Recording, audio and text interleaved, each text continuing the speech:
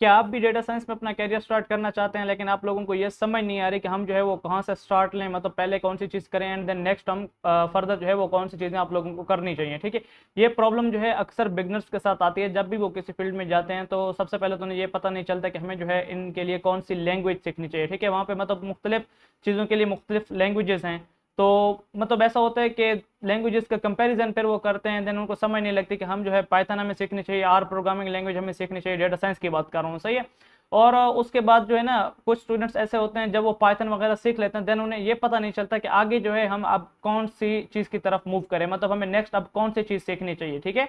तो वो सारी चीज़ें जो है हम यहाँ पे आज डिस्कस करेंगे, और मैं यहाँ पे आपको एक कंप्लीट रोड मैप दूंगा। इस रोड मैप को जो है आप लोग फॉलो करके आप लोग जो है आसानी से मतलब डेटा साइंस के फील्ड में जो है अपना करियर बना सकते हैं, मतलब एक कंप्लीट डेटा साइंटिस्ट आप लोग बन सकते हैं, ठीक है। कैसे चले हम यहाँ पे देखते हैं, और वीडियो को जो है वो आखिर तक जरूर देखिएगा, क्योंकि अगर एक स्टेप भी आप लोगों ने मिस किया तो देन आप लोग वहीं पे स्टक हो जाएंगे कि अब यहाँ पे हमने क्या चीज़ सीखनी है, ठीक है। तो यहाँ पे सारे स्टेप्स जो हैं आप लोग अपने पास जो है वो नोटपैड वगैरह जो है अपने साथ रख लें, और जो जो स्टेप्स मैं बताता जाऊँ इसको अपने साथ साथ लिखते जाएं, ठीक है। सबसे पहले है आप लोगों के पास स्टेप नंबर 1 में पाइथन के बेसिक्स, ठीक है। तो यहाँ पे जो प्रोग्रामिंग लैंग्वेज हम यूज करेंगे डेटा साइंस में वो कौन सी होगी, वो होगी पाइथन, ठीक है। तो यहाँ पे आपने पाइथन के जो बेसिक्स होते हैं वो आपने सीखने हैं, जिसमें जो है वो कौन कौन सी चीजें हैं, मतलब इंस्टॉलेशन वगैरह आप लोगों ने सीखने हैं, सेटअप करना सीखना है, डेटा टाइप्स हो गए, वेरिएबल्स हो गए, ऑपरेटर्स हो गए, कंट्रोल फ्लोज हो गए, ठीक है। कंट्रोल फ्लो में जो है वो इफ एल्स लूप्स वगैरह ये सारी चीजें आ जाते हैं जो कि आपके प्रोग्राम का कंट्रोल जो है वो उसको मैनेज करता है, ठीक है। उसी के साथ साथ फंक्शंस एंड मॉड्यूल्स वगैरह पे आप लोगों ने काम करना है। अब ये यहाँ पे जब आप पाइथन वगैरह सीख लेते हैं ना, पाइथन में मतलब आप ये सारी चीजें सीख लेते हैं, मतलब ये पाइथन जितनी भी पाइथन है आप लोगों ने पाइथन को कंप्लीट करना है, ठीक है। पाइथन में जो जो चीजें आती हैं आप उसको कंप्लीट करें। देन पाइथन कंप्लीट करने के बाद आप स्टेप नंबर 2 में आप लोगों ने क्या चीज सीखनी है, स्टेप नंबर 2 में आप लोगों ने सीखना है मैथमेटिक्स। बहुत से स्टूडेंट्स होंगे जिनको मैथमेटिक्स आता होगा तब भी जो है वो डेटा साइंस के फील्ड में आए होंगे, लेकिन कुछ स्टूडेंट्स होते हैं जो कि जो है दूसरी फील्ड से आते हैं डेटा साइंस के फील्ड में, लेकिन उनको जो है मैथमेटिक्स इतनी ज़्यादा नहीं आती होती। तो आप लोगों ने मैथमेटिक्स पे अपनी कमांड हासिल करनी है, ठीक है। देखिए जो भी प्रोग्रामिंग है, जहाँ पर भी प्रोग्रामिंग यूज होती है वहाँ पे मैथमेटिक्स का बहुत ज़्यादा इंपॉर्टेंट रोल होता है, ठीक है। मैथमेटिक्स के थ्रू ही आप लोग कैलकुलेशन परफॉर्म करते हैं, देन आप लोग क्या करते हैं, एनालिसिस करते हैं, ठीक है। अब डेटा साइंस जो है ये एक एनालिसिस की फील्ड है, यहाँ पे आप लोगों को एनालिसिस करना होगा, कैलकुलेशंस करनी होंगे, उसके बाद जो है आप लोग जो है एक फाइनल डिसीजन से पहुंचने हैं, तो वहां पे फिर आप लोगों को मैथमेटिक्स बहुत ज्यादा जो है वो हेल्प आउट करती है, ठीक है। तो यहाँ पे स्टेप 2 में आप लोगों ने मैथमेटिक्स सीखना है, ठीक है। अब मैथमेटिक्स जो है ये आप लोगों ने कितना सीखना है, मतलब इसमें लीनियर अलजेब्रा आप लोगों ने सीखना है, ठीक है। प्रोबेबिलिटी एंड स्टैटिस्टिक्स ये तो मस्ट है, probability and statistics and linear algebra ये क्या हो गया, मस्ट हो गया, ठीक है। उसके बाद कुछ कैलकुलस बेसिक्स होते हैं जैसे कि डेरिवेटिव्स हो गए, ऑप्टिमाइजेशन हो गए, इस तरह मजीद चीजें होती हैं, इंटीग्रेशन वगैरह, वो सारी चीजें यहाँ पे आप लोगों ने सीखनी होंगी, ठीक है। अब पाइथन को जो है ना आपने 2 to 3 वीक्स के अंदर जो है वो कवर आउट करना है, ठीक है। ऐसा नहीं है कि आप लोग इस पे बंदो बहुत ज्यादा टाइम लगाएं, क्या आप लोग जो है 3-3 4-4 महीने तो जस्ट पाइथन सीखते रहे, नहीं ऐसा नहीं। आप लोगों ने 2 to 3 वीक्स के अंदर पाइथन को कवर आउट करना है, उसकी प्रैक्टिस करनी है, जो भी आप लोगों ने करना है बस इस टाइम के अंदर करना है, ठीक है। अब दिन की अगर बात कर लेते हैं तो दिन में जो है आप लोगों ने क्या करना है, ज्यादा से ज्यादा आप लोग 2 to 3 आवर्स अगर स्टडी करते हैं तब भी जो है आप लोग 2 to 3 वीक के अंदर पाइथन को कवर कर सकते हैं। पाइथन जो है वो इतनी ज्यादा मतलब क्या कहते हैं हार्ड मतलब या कम्प्लेक्स लैंग्वेज नहीं है, बहुत ज्यादा इजी है, आप आसानी से उसको समझ सकते हैं और उस पर जो है वो काम कर सकते हैं, सही है। और मैथमेटिक्स को जो है ये जितनी मैंने चीजें आपको बताई हैं ये सारा जो है प्रैक्टिस और सारा जो है वो लॉजिक का गेम होगा, ठीक है। तो यहाँ पे आपने क्या करना है, अच्छे से इसको सीखना है, ठीक है। जो जो वहाँ पे आप सीखें देन उसको साथ में कॉपी वगैरह पे जो है वो नोटबुक पे प्रैक्टिस करें, ठीक है। स्टेप नंबर 3 में आप लोगों के पास आ जाता है डेटा एनालिसिस विद पाइथन, ठीक है। जो आपने पाइथन सीखी, जो आपने मैथमेटिक्स सीख लिया, अब जो है उसको यहाँ पे क्या करना है, यूज करने का, इंप्लीमेंट करने का जो है वो काम शुरू हो चुका है, ठीक है। सबसे पहले आप लोगों ने एक लाइब्रेरी सीखनी है पांडास, ठीक है। ये मैंने सेकंड नंबर पे लिख दी। पहले आप लोगों ने क्या सीखना है, पांडास सीखने, ठीक है। पांडास के थ्रू आप लोग किस तरह जो है आपके पास जो डेटा सेट आता है उसको आप लोगों ने किस तरह हैंडल करना है, ये सारी चीजें वहां पे आप लोगों ने परफॉर्म करनी है, ठीक है। मतलब पांडास के थ्रू आप किस तरह डेटा फ्रेम लेंगे, उसकी क्लीनिंग किस तरह करेंगे, उसमें मैनिपुलेशन जो है वो किस तरह करेंगे, ये सारी चीजें आप लोगों ने सीखनी होंगी। पांडास एक लाइब्रेरी है, इसके बहुत ज्यादा कोर्सेज आप लोगों को मिल जाएंगे, ठीक है। नमपाई है, नमपाई ये क्या है, जो आप लोगों ने मैथमेटिक्स आप लोगों ने सीखी, मैथमेटिक्स तो वो तो जो आप लोग सीखते हैं वो तो हम नोटबुक पे वगैरह पे करते हैं ना, लेकिन प्रोग्रामिंग में उस मतलब जो मैथमेटिक्स है उसको इंप्लीमेंट किस तरह करना है वो यहाँ पे इस लाइब्रेरी के हेल्प के थ्रू जो है आप लोग इंप्लीमेंट कर सकते हैं, ठीक है। आप लोग जब नमपाई सीखेंगे यहाँ पे नमपाई से पता चल रहा है नंबर्स की सारी गेम जो है यहाँ पे मतलब हैंडल होने वाली है, ठीक है। तो ये भी एक लाइब्रेरी है, इसको आप लोग सीखेंगे अच्छे से, आप लोग जो है इस पे काम करेंगे तो आप लोग जो है एक बेहतरीन मतलब आप लोग डेटा एनालिस्ट जो है वो बन सकते हैं, सही है। जब आप लोग नमपाई सीख लें, पांडा सीख लें, देन आप लोगों ने करना है एक्सप्लोरेटरी डेटा एनालिसिस। अब देखें, जो लोग जस्ट एक्सप्लोरेटरी डेटा एनालिसिस भी कर लेते हैं ना, उनकी भी मतलब कंपनीज में अलग अलग पोस्ट होती है, ठीक है। कंपनीज में आप लोगों ने सुना होगा कि ये डेटा एनालिस्ट है, डेटा एनालिस्ट मतलब वो एक्सप्लोरेटरी डेटा एनालिसिस जो है वो करता है, ठीक है। अब उसमें जब आप मजीद मतलब चीजें सीखते जाते हो तो देन आप लोगों की पोस्ट जो है वो हाई होती जाती है, ठीक है। तो इसको जो है आप लोगों ने कम से कम कवर आउट करना है 4 वीक्स के अंदर, मतलब 1 मंथ के अंदर, ठीक है। 1 मंथ के अंदर जो है आप लोगों ने इसको क्या करना है, कवर आउट करना है, ठीक है। इस डेटा एनालिसिस विद पाइथन। उसके बाद जो है यहाँ पे स्टेप नंबर 4 में आप लोगों की आ जाती है डेटा विजुअलाइजेशन। अब डेटा विजुअलाइजेशन है क्या, जो आप लोगों ने एक्सप्लोरेटरी डेटा एनालिसिस परफॉर्म किया है ना, उसको आप लोगों ने विजुअलाइज करके दिखाना है। मतलब आप लोगों ने अगर कोई चीज मतलब एक्सप्लोरेटरी डेटा एनालिसिस में मतलब आपके पास आउटपुट आई है, तो आप उसके ग्राफ जो है उनको किस तरह शो करेंगे, ये सारी चीजें जो है वो कैसे होती हैं। मतलब ग्राफ वगैरह आ जाते हैं आप लोगों के पास, लाइन ग्राफ होते हैं, वो फिर मुख्तलिफ किस्म के ग्राफ्स होते हैं, उनको जो है वो आप लोगों ने कैसे जो है फिर मतलब एक बंदे को समझाना है। आप देखें, बहुत से बंदे होते हैं उनको आउटपुट की समझ नहीं आती, लेकिन उनको ग्राफ से वो चीज़ अच्छे से समझ आती है। फर्ज करें एक बंदा है, अब उसने डेटा एनालिसिस में मतलब डेटा एनालिसिस में कभी काम नहीं किया, तो उसको जो है वो आपके आउटपुट की समझ नहीं आएगी। देन आप लोग उसको जो है विजुअलाइज करके दिखा सकते हैं कि बेसिकली ये यहाँ पे ये इस तरह जो है वो काम हो रहा है, ठीक है। तो उसमें मुख्तलिफ किस्म के लाइब्रेरीज हैं, एक तो मैटप्लॉटलिब है, एक सीबॉर्न है, ये आप लोगों ने सीखनी है, ठीक है। इसमें चार्ट्स होते हैं, प्लॉट्स होते हैं, हीट मैप्स होते हैं एंड प्लॉटली, ठीक है। जब अगर आपने कोई 3D ग्राफ्स वगैरह मतलब जाके आगे जाके बनाने होते हैं, मतलब 3D ग्राफ्स जो है ये बहुत ज्यादा जो है आप लोगों को मतलब जो आप लोगों का एनालिसिस होता है उसमें जान डाल देते हैं, मतलब ये अट्रैक्टिव लगते हैं, ठीक है। तो यहाँ पे जो है आप लोगों ने फिर प्लॉटली सीखनी होगी अट्रैक्टिव विजुअलाइजेशन के लिए, ठीक है। स्टेप नंबर 5 में आप लोगों ने जो है वो डेटाबेस के साथ जो है वो काम करना सीखना है, ठीक है। डेटाबेस होती क्या है, उसमें ये एसक्यूएल जो एसक्यूएल क्वेरी लैंग्वेज है वो आपने सीखनी है, उसके बेसिक्स आप लोग सीख लें। देन फिर आप लोगों ने किस तरह काम करना है, MySQL, PostgreSQL and SQLite, ठीक है। ये डेटाबेसेस है, ठीक है, इनके साथ आप लोग किस तरह काम करेंगे, फिर ये आप लोगों ने मतलब इसमें मतलब इनके कंसेप्ट जो है वो क्लियर करना है। देन आप लोग जो आप लोगों ने सीख लिया एसक्यूएल को, फिर पाइथन और एसक्यूएल को आपस में कनेक्ट किस तरह करना है, ठीक है। आपने पाइथन सीखा, एसक्यूएल सीखा, तो देन इसकी कनेक्टिविटी किस तरह करनी है वो फिर यहाँ पे आप लोगों ने जो है वो सीखनी होगी, ठीक है, डेटाबेसेस के अंदर। अब ये जो है आपके 2 to 3 वीक्स जो है यहाँ पे आप अगर ज्यादा से ज्यादा कर लें तो 4 वीक्स आप दे सकते हैं, ठीक है। अगर आप लोगों को थोड़ा मुश्किल लग रही है तो आप 4 वीक्स दे दे जस्ट, लेकिन आप लोगों ने टाइम पे कवर आउट करना है, ठीक है। दिन में 2 to 3 आवर्स तो आप लोग को इस फील्ड को देने ही देने होंगे। अगर आप लोग दिन में 2 to 3 आवर्स इस फील्ड को नहीं देंगे तो आप लोग जो है वो इस फील्ड को जो है वो सही से मतलब नहीं सीख सकते, ठीक है। स्टेप नंबर 6 में आप लोगों की शुरू हो जाती है मशीन लर्निंग, मतलब मॉडल की जो मॉडल्स वगैरह बनाते हैं ना लोग जो उसको ट्रेन करते हैं, देन आप लोगों को यहाँ पे वो काम जो है वो शुरू हो जाता है, ठीक है। सबसे पहले मशीन लर्निंग में आपने अंडरस्टैंड करना है सुपरवाइज्ड एंड अनसुपरवाइज्ड लर्निंग को। देन सीक्रेट लर्न आप लोगों ने सीखने हैं जो ML मॉडल्स के लिए होता है।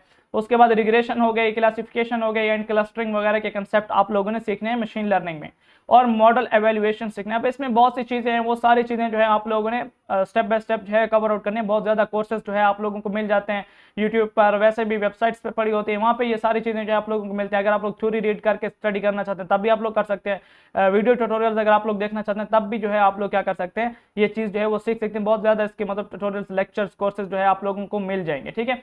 अब इसको जो है ना, ये थोड़े से मशीन लर्निंग जो है थोड़ी सी डिफिकल्ट है, मतलब ऐसा नहीं है कि मतलब मुश्किल नहीं है, ना मुमकिन कोई भी चीज नहीं होती, ठीक है। थोड़ा सा ऐसा समझ लें कि जो ऊपर वाली चीजें उनसे थोड़ा सा ये हाँ इजी होती है, कम्प्लेक्स, थोड़ी सी कम्प्लेक्स है, ठीक है।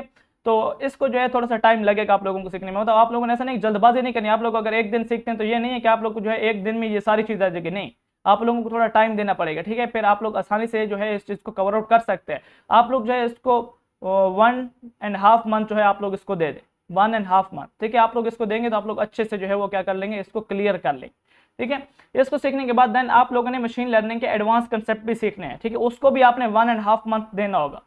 मशीन लर्निंग के जो बेसिक कंसेप्ट हैं उसको 1.5 मंथ, एंड जो मशीन लर्निंग के फिर एडवांस कंसेप्ट हैं उनको भी 1.5 मंथ, ठीक है। उसमें क्या आ जाते हैं, इंसेंबल मेथड्स जो है वो आपके पास आ जाते हैं, फीचर इंजीनियरिंग आ जाती है, सिलेक्शंस आ जाती हैं, हाइपर पैरामीटर ट्यूनिंग आ जाती है, एंड क्रॉस वैलिडेशन से किस तरह मजीद और भी चीजें वो भी आप लोगों ने यहाँ पे कवर आउट करनी होगी। अब ये जो चीजें ना, ये मैं आपको मतलब स्टेप्स बता रहा हूँ, ठीक है। उसके अंदर जो चीजें मुझे लगा कि इंपॉर्टेंट है वो मैंने यहाँ पे हाईलाइट कर करके, अगर इसके अंदर बहुत सी ऐसी ज्यादा चीजें हैं जो आप लोगों को मजीद सीखनी होंगी तो वो आप यहाँ पे क्या करें, जब आप इस स्टेप पे पहुंचे तो फिर आप मतलब चैट जीपीटी के पास जाएं, वहां पे उनको बोलें कि मैं एडवांस मशीन लर्निंग सीखना चाहता हूँ, उसमें कौन कौन से कंसेप्ट मुझे सीखने चाहिए, तो वो जस्ट आपको, आप उससे बोले मुझे एक लिस्ट दे दो, वो आपको मतलब जो लिस्ट देगी फिर वो भी आप सीखें, ठीक है। जो चीजें मैंने बताई वो तो सीखे, देन जो उस लिस्ट में मतलब ऐसी चीजें जो मैंने नहीं बोली तो वो भी आप जो है वहां पे सीखें, ठीक है। मैं यहाँ पे हर एक चीज का नाम नहीं ले सकता, मतलब काफी टाइम लग जाता है।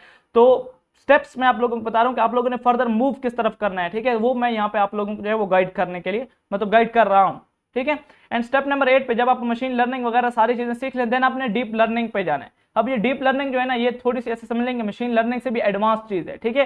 तो यहाँ पे जो है आप लोग न्यूरल नेटवर्क्स पे काम करते हैं। आप लोगों ने असल में मतलब बहुत सी जगह पे सुना होगा कि हम न्यूरल नेटवर्क्स पे जो है वो काम करते हैं, ऐसे आप लोगों ने लोगों से सुना होगा। तो बेसिकली वो चीज किस में आती है, वो चीज आती है डीप लर्निंग, ठीक है। तो डीप लर्निंग में आप लोगों ने स्टडी करने होते हैं न्यूरल नेटवर्क्स को। यहाँ पे जो आपने उसकी बेसिक स्टडी करने हैं, यहाँ पे आप लोगों ने जो है वो टेंसर फ्लो, पाईटॉर्च वगैरह को सीखना है, ठीक है। CNN मॉडल्स जो है इन पे मतलब आपने काम करना है। अब CNN पे आप लोग क्यों काम करते हैं, इमेज डेटा जो आप लोग पास होता है उसको हैंडल करने के लिए, ठीक है। इमेज डेटा पे एनालिसिस करके उस पे मॉडल्स वगैरह जो है बनाने के लिए, ट्रेन करने के लिए आप लोग जो है वो CNN का यूज करते हैं। इसी तरह RNN है एंड LSTMS, ठीक है। ये जो है आपके पास सीक्वेंस डेटा के लिए होता है, ठीक है। LSTM, ठीक है, ये किसके लिए होता है, RNN एंड LSTM, ये सीक्वेंस जो डेटा होता है आप लोगों के पास उसके लिए जो है वो यहाँ पे यूज में आते हैं। देन आपके पास जब कभी बिग डेटा आ जाता है, बिग डेटा का मतलब क्या है, ऐसा डेटा जो बहुत बड़ा हो, उस पर भी तो एनालिसिस करना है, उसको भी तो हैंडल करना है। तो उस चीज को जो है आप लोग किस तरह हैंडल करेंगे, उसके कुछ टूल्स होते हैं, ठीक है, वो आप लोगों ने सीखने होंगे। जैसे कि यहाँ पे आपके पास स्पार्क है, स्पार्क एक बेसिक्स आप लोग सीखें। हडूप है, ये आप लोग जो है इसको कवर आउट करें। एंड जो है फिर आप लोगों ने क्या करना है, फिर जो लार्ज डेटा सेट होते हैं उनके साथ काम भी करना है, ठीक है। हैंडल करना तो आप लोग मतलब यहाँ पे आप लोग उनके टूल्स तो सीखेंगे, देन फिर उसके साथ काम करेंगे ताकि आप लोगों को जो है वो एक्सपीरियंस हो जाए, प्रैक्टिस हो जाए, ठीक है। प्रैक्टिस आप लोगों ने मस्ट करनी है इस पे। अच्छा, ये जो डीप लर्निंग है ना, इस पे बहुत ज्यादा टाइम, यहाँ पे कम से कम आपने two months and half month उसको देना है, ठीक है। 2 महीने एंड आधा महीना और भी आपने इसको जो है वो प्रैक्टिस के लिए देना है, ठीक है। और ये सारी चीजें जो है आप लोगों ने उसमें सीखनी है। एंड बिग डेटा के टूल्स जब आप लोग यहाँ पे स्टडी करिए, ऑप्शनल है, ठीक है। अगर आप लोग करना चाहते हैं तो करें, नहीं करना चाहते ना करें। लेकिन देखिए जब आप लोग बड़ी कंपनीज में जाते हैं वहां पे उनके पे डेटा सेट भी बहुत बड़े बड़े होते हैं, तो ये आप लोगों को मस्ट आना चाहिए। बिग टूल्स, बिग डेटा के जो टूल्स होते हैं यहाँ पे, इनके साथ काम करना आप लोगों को आना चाहिए। तो इसको जो है वैसे 1 मंथ लग सकता है आपको सीखने में। अगर आप लोग नहीं सीखना चाहते हैं देन आप लोगों को जो है फिर वही बात है कि कंपटीशन है और कंपटीशन में लोग जो है छोटी से छोटी चीज को भी सीखते हैं, तो आप लोग इसको सीखें, मैं प्रेफर करता हूं कि सीखें, ठीक है।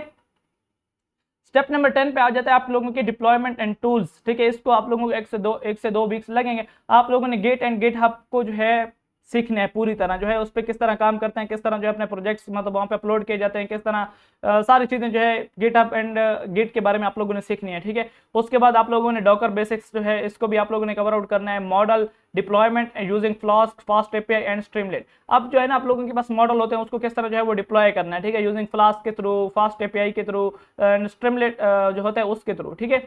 उसके बाद क्लाउड प्लेटफॉर्म्स का आप लोग यूज करें। क्लाउड प्लेटफॉर्म का आप लोग यूज क्यों करते हैं, जैसे जब एक चीज पे आप लोग काम कर रहे हो तो एक दूसरे के साथ जो है आप लोग शेयर करने में जो है आप लोगों को ईजी रहता है, ठीक है। क्लाउड प्लेटफॉर्म्स को जब आप यूज करते हैं तो दूसरा बंदा भी आपका जो काम वगैरह है वो आपका देख सकता है, ठीक है। एंड स्टेप नंबर 11 जो है यहाँ पे आ जाते हैं आप लोगों के प्रोजेक्ट्स, ठीक है।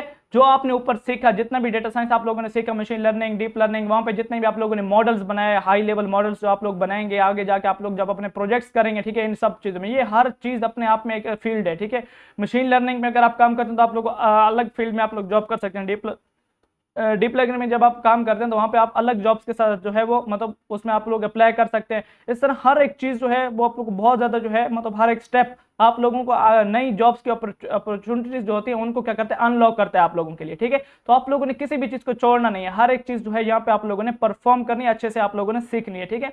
अब यहाँ पे जो है स्टेप नंबर 11 में आप लोगों ने प्रोजेक्ट एंड अपनी पोर्टफोलियो बनानी है, ठीक है। अब यहाँ पे जितने भी आप लोगों ने प्रोजेक्ट्स किए होंगे ना, साथ में जो आप लोग प्रैक्टिस कर रहे थे, आप लोग मॉडल्स ट्रेन कर रहे थे, प्रैक्टिस कर रहे थे, वो सारी चीजें आप लोग अपलोड करें गिटहब पे। देन जो है आप लोगों हर मिनी प्रोजेक्ट करें, हर एक स्टेप के बाद जितने मैंने स्टेप्स बताए हैं इन हर एक स्टेप्स को करने के बाद आप लोग अपना मिनी प्रोजेक्ट करें, ठीक है। उसको जो है आप लोग कहीं पे अपलोड करके रखें, ठीक है। उसमें जब आप लोग अपलोड करके रखेंगे तो जब आप कहीं जॉब्स के लिए जाएंगे ना, वो आपसे पूछेगा आपने कुछ प्रोजेक्ट्स किए हैं, प्रैक्टिस वगैरह की हो, एक्सपीरियंस है, तो देन आप उसको बता सकेंगे हाँ मैंने जो है ये प्रोजेक्ट्स वगैरह किए हुए हैं, मुझे जो है इस चीज में एक्सपीरियंस है, मैं इसमें काम कर सकता हूँ। तो वहां पे आप वो आपके फिर आपको पूछेगा कि आप अपने प्रोजेक्ट्स वगैरह मुझे दिखाओ, तो देन आप उसको अपने प्रोजेक्ट्स वगैरह दिखा सकेंगे, ठीक है। तो इस तरह जो है आप लोगों ने क्या करना है, हर एक चीज को जो है वो स्टेप बाय स्टेप जो है फॉलो करना है, ठीक है। अब यहाँ पे कुछ केगल एक जो है प्लेटफॉर्म है, वहां पे जो है बहुत से डेटा सेट्स आपको मिलते हैं प्रैक्टिस करने के लिए, और वहाँ पे बहुत ज्यादा कंपटीशन होते हैं। वहाँ पे उन कंपटीशन के जो है वो आप लोगों को डॉलर्स में मतलब पेमेंट भी मिलती है अगर आप लोग जीत जाते हैं। तो वहाँ पे कंपटीशन में हिस्सा ले, बेशक जीते ना, कंपटीशन में हिस्सा ले, आप लोगों की प्रैक्टिस होगी, सही है। और यहाँ पे जो है आपने गिटहब और अपने एक लिंक्डइन की प्रोफाइल बनानी है, और उसमें मतलब गिटहब में आप लोगों ने सही अपने प्रोजेक्ट्स वगैरह जो है वो अपलोड करके रखने, अपनी पोर्टफोलियो सही स्ट्रॉन्ग, उसमें अपना डेटा हर चीज जो है आप लोगों ने सही चीजें जो है वो मतलब मैनेज करके रखनी है। एंड लिंक्डइन की एक प्रोफाइल बनाए, उसमें अपनी सारी जो जो आपको काम आता है, आपको आपके पास कितनी स्किल्स हैं, और रोजाना के बेस पे जो है वहाँ पे पोस्ट किया करें। ये सारी चीजें आप लोग करें, ठीक है। इससे क्या होगा, आपके पास जॉब खुद चल के आएगी। जब लोग आपकी लिंक्डइन पे प्रोफाइल देखेंगे, एक हाई प्रोफाइल का बंदा, जब वो देखेंगे कि यार ये बंदा यहाँ पे अवेलेबल है, इसको हम जॉब के लिए हर कर सकते हैं, तो वो आपको खुद कांटेक्ट करेंगे, ठीक है। तो ये है आप लोगों के पास डेटा साइंस का रोड मैप। अगर आप लोग डेटा साइंस के फील्ड में अपना करियर बनाना चाहते हैं तो इस रोड मैप को फॉलो करें और अच्छे से स्टेप बाय स्टेप हर एक चीज को सीखें, ठीक है। अगर आप जो है ना इसको 2 to 3 आवर्स डेली देते हैं, ठीक है, कभी 2 दे दिए, कभी 3 दे दिए, तो आप जो है 1 साल के अंदर अंदर लगभग जो है आप एक मुकम्मल डेटा साइंस की फील्ड में जो है वो काम करने के लिए तैयार हो जाएंगे। ऐसा नहीं कि छोटा मोटा बिगनर नहीं, आप हाई लेवल पे काम करने के लिए जो है वो रेडी हो जाएंगे इस रोड मैप को अगर आप फॉलो करते हैं, ठीक है।